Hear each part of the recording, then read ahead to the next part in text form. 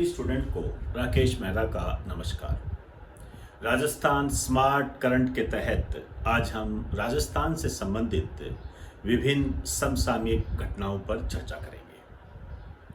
वर्तमान में आप जानते हो कि कोरोना महामारी का दौर चल रहा है और इस दौर में विभिन्न प्रकार की विभिन्न रूपों में कई बीमारियां हमारे सामने आ रही है। इसे आप भली भांति जानते हो और रोज़मर्रा की ज़िंदगी में इसे आप देख भी रहे हो।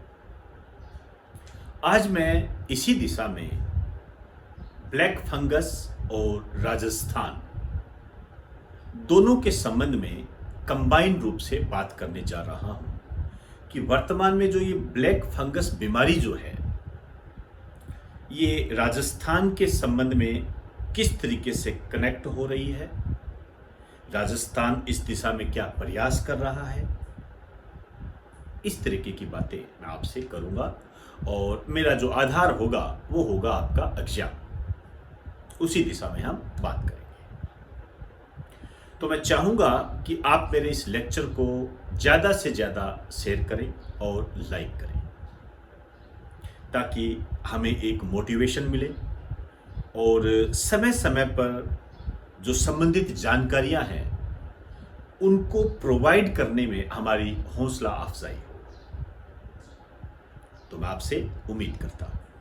इसी उम्मीद के बाद अब मैं अपना लेक्चर प्रारंभ करता हूं। हमारे सामने जो एक न्यूज़ है वो ये है कि राजस्थान ने ब्लैक फंगस को महामारी घोषित कर दिया है। ये हमारे सामने न्यूज़ है। देखते हैं इसको हम आगे कैसे बढ़ाते हैं। देखिए, राजस्थान ने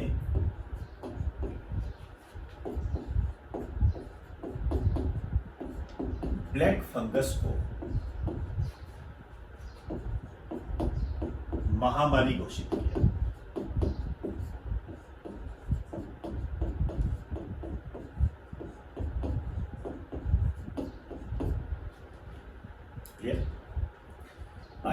यदि हम महामारी घोषित करने के पहल को देखें तो इस दृष्टि से राजस्थान भारत का पहला राज्य है। मतलब ब्लैक फंगस को महामारी घोषित करने वाला राजस्थान भारत का पहला राज्य है। एक लाइन लिख दीजिए। इस दृष्टि से राजस्थान भारत का पहला राज्य है।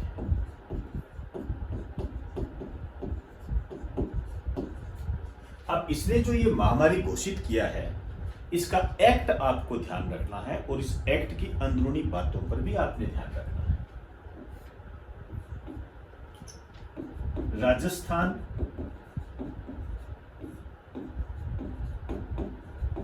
महामारी अधिनियम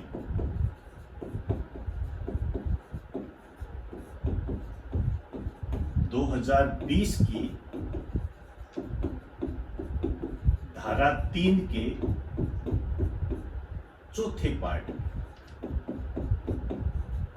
या आप कह सकते हो चौथे क्लोज में, क्लियर, इसके तहत महामारी घोषित किया है। ये राजस्थान के बच्चों के लिए काफी महत्वपूर्ण इंपॉर्टेंट पॉइंट है, ध्यान रखना। इसको बिल्कुल भी नजरअंदाज ना करें। ये मेट तय करने वाला क्वेश्चन है। एक राजस्थान ने जो ब्लैक फंगस है इसको चिरंजीवी योजना में शामिल कर दिया है। चिरंजीवी योजना में शामिल किया। अब ये जो चिरंजीवी योजना है इसके बारे में फुल डिटेल आपको मैं दे चुका हूं। जो नए बच्चे हैं उनके लिए मैं इससे संबंधित जो लिंक है वो डिस्क्रिप्शन में डाल दूंगा। आप चाहो तो चिरंजीवी योजना को वहां देख सकते हो। अब ये जो चिरंजीवी योजना है इसमें क्या है, निःशुल्क इलाज किया जा रहा है। और अब आप सोचिए कि जब ब्लैक फंगस को इसने चिरंजीवी योजना में शामिल कर दिया, इसका मतलब राजस्थान में ब्लैक फंगस का जो इलाज है वो मुफ्त होगा। और मजेदार बात यह है कि ब्लैक फंगस के इलाज को मुफ्त करने वाला राजस्थान भारत का पहला राज्य है। एक लाइन लिख दीजिए, अर्थात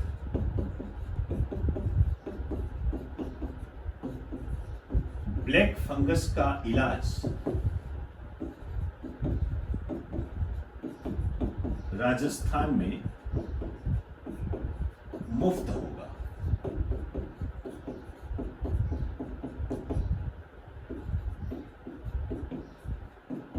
इस दृष्टि से राजस्थान भारत का पहला राज्य है। तो इन दो स्थितियों में राजस्थान भारत का पहला राज्य बन चुका है ब्लैक फंगस के संदर्भ में। हालांकि ब्लैक फंगस की जानकारी मैंने इंडिया एंड वर्ल्ड जीके की जो लाइव क्लास होती है उसमें मैंने दे दी थी, लेकिन यहां फिर भी मैं इसके बारे में कुछ आपको बताना चाहूंगा। ब्लैक फंगस क्या है? सबसे पहली बात तो ये जो ब्लैक फंगस है यह एक कवक है।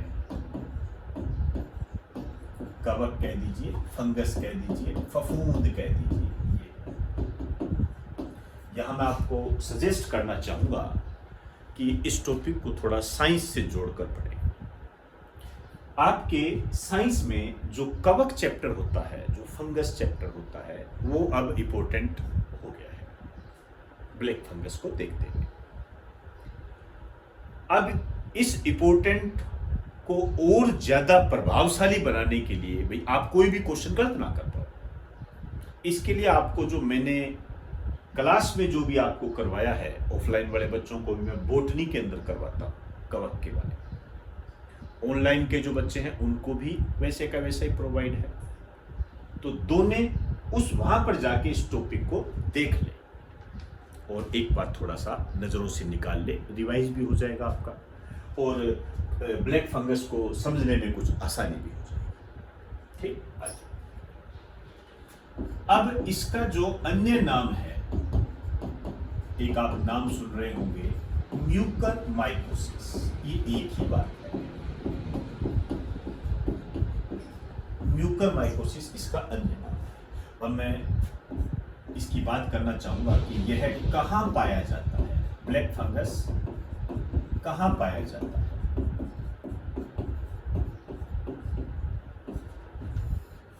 तो एक तो ये पाया जाता है मिट्टी में,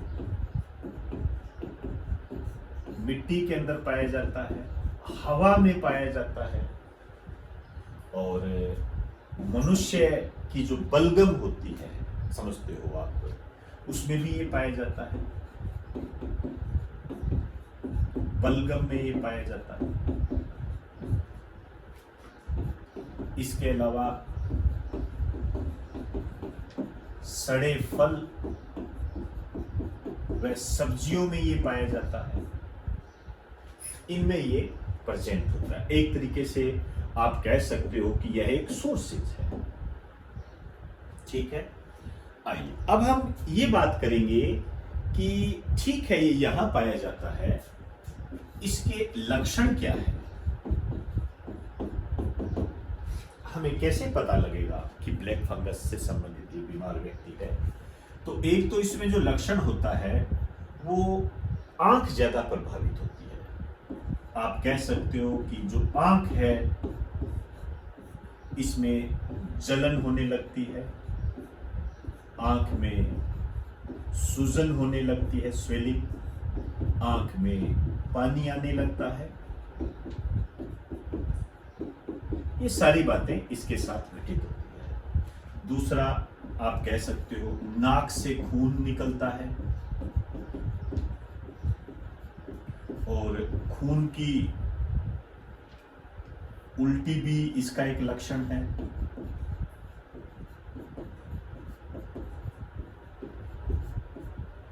और खून निकलता है या काले रंग का मवाद निकलता है। सिर दर्द इसका एक लक्षण है। तो ये कुछ लक्षण ऐसे हैं जो ब्लैक फंगस की पहचान करते हैं। अब हम इससे जुड़ी हुई अन्य बातें करेंगे। एक बात आप इसका स्क्रीनशॉट ले लीजिए।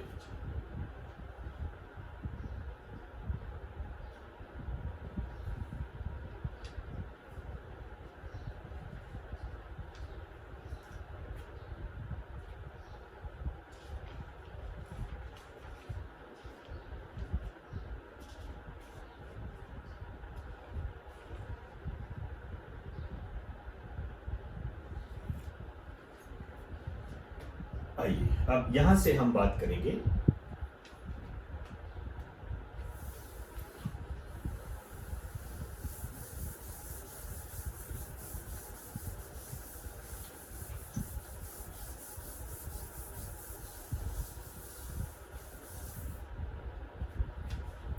मैं बात करूंगा यह कैसे फैलता है। तो कहां पाया जाता है ये तो हमने बात कर ली, फैलता कैसे है। हल्का सा एक मैं आउटलाइन बढ़ाऊंगा, समझने का प्रयास करना। ये जो ब्लैक फंगस है ये आंख, नाक, इसके माध्यम से हमारे शरीर में प्रवेश करता है। आंख के माध्यम से प्रवेश करता है, नाक के माध्यम से प्रवेश करता है, या मुंह के माध्यम से ये प्रवेश करता है। यहां से ये मानव शरीर में प्रवेश करता है। यहां से प्रवेश करने के बाद ये खून की नाड़ियों में चला जाता है।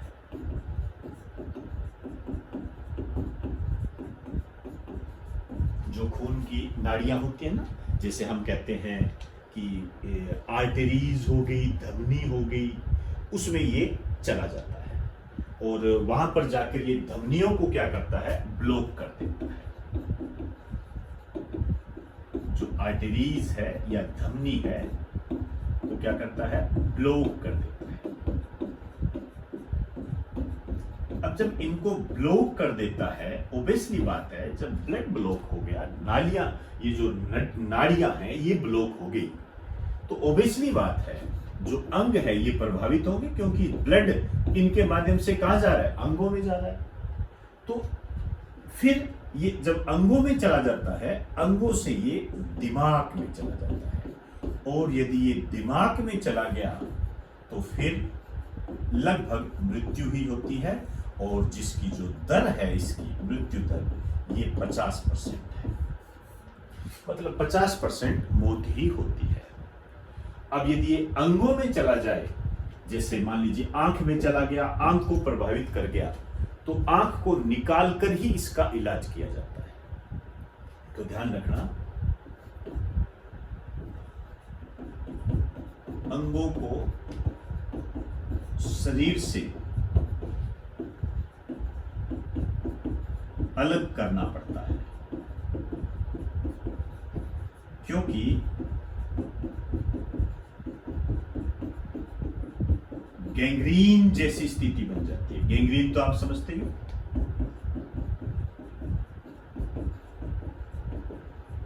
तो आप सुन रहे होंगे कि जो ब्लैक फंगस का इलाज है इस तरीके से भी किया जा रहा है कि जो अंगों को काट दिया जाता है, इससे प्रभावित जो अंग होता है उसको काट देते हैं।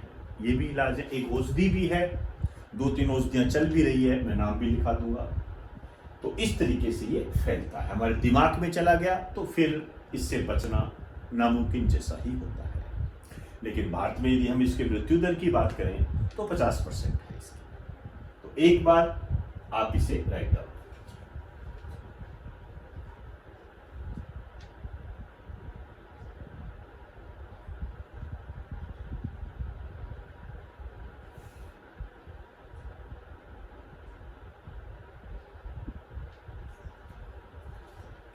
अब हम बात करेंगे इसका इलाज क्या है, निवारण क्या है। एक तो मैंने आपको ये बताया कि अंग को काटना पड़ता है। निवारण क्या है,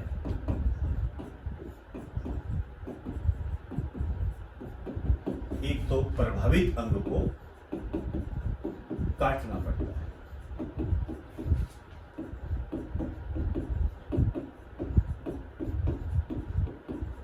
क्यों काटना पड़ता है ये मैंने आपको बता दिया।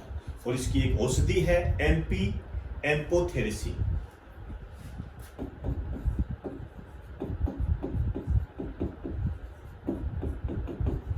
एम्पी एम्पोथेरेसी। औषधि के बाद में अब मैं इसके एक विशेष पर बात करना चाहूंगा कि इस रोग से संबंधित यूनिट स्थापित की गई है भोपाल और जबलपुर में। विशेष में लिखिए ब्लैक फंगस से संबंधित स्थापित यूनिट। ये स्थापित की गई है भोपाल और जबलपुर में, दोनों ही मध्य प्रदेश में है। यहां पर इस रोग से संबंधित एक यूनिट स्थापित की गई है। एक बार आप इसे राइट डाउन कर लीजिए।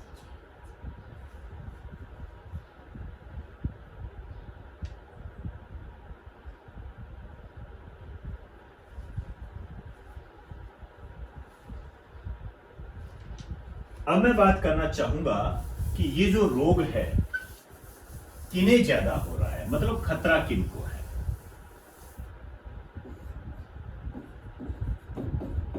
ज्यादा खतरा किसे है?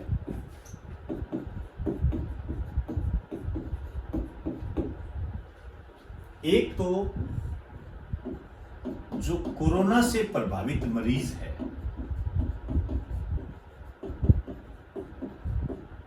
उनको ज्यादा खतरा है, पहली बात। एक डायबिटीज के रोगियों को ज्यादा खतरा है।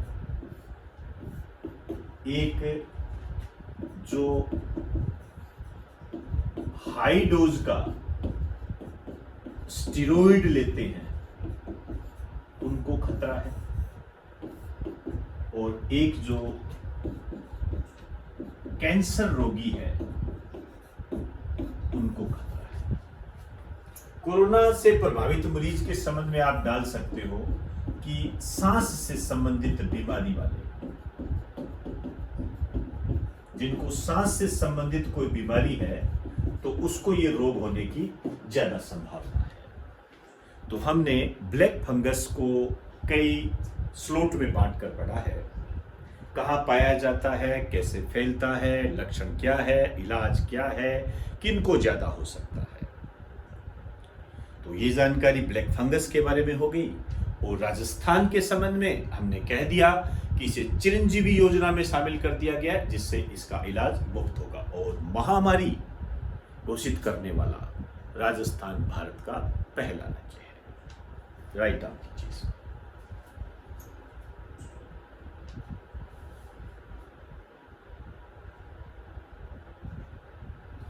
तो दोस्तों आज हमने ब्लैक फंगस और राजस्थान को रिलेट करके पढ़ा। राजस्थान से संबंधित जो भी एग्जाम है उस दिशा में आज का टॉपिक आपके लिए महत्वपूर्ण है। यदि आपको ये पसंद आया हो, समझ में आया हो, अच्छा लगा हो तो इसको लाइक जरूर करें और अन्य स्टूडेंट को ये शेयर करें। इसी उम्मीद के साथ शब्दों को विराम देते हुए आपसे इजाजत चाहूंगा। आप सभी को मेरा नमस्कार।